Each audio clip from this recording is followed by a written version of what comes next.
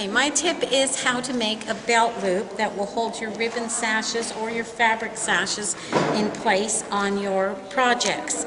A good thread to use is either 3 or 4 strands of cotton floss or some pearl cotton. You can get that in lots of colors to match up to your ribbon. Put a good knot in the end of the thread. Bring that knotted thread up where you want your belt carrier to start. Take a small catch stitch in the fabric to make sure that that is anchored. Belt carriers have a tendency to rip out, so by taking that anchor stitch you will avoid that. Take a second stitch through the fabric and leave a loop of thread on the surface of your fabric. If you're a right-handed stitcher, you will bring your left hand through that loop, and then you will just grab the thread that's in your right hand and tension down.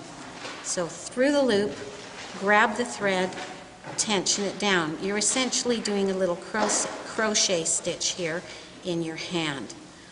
Count those stitches as you go so that when you go to make the belt loop on the opposite side, you can do the same number of stitches.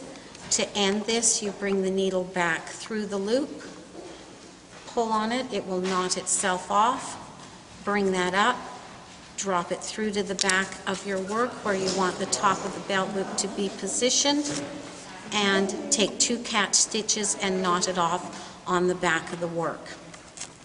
On this little sample garment, I've put belt loops in on the side to hold the belt in place, and as this dress was worn, I noticed the sash sagged a little bit, so I ended up putting 2 little small carriers in right at the point where the bow would be tied to hold everything in place.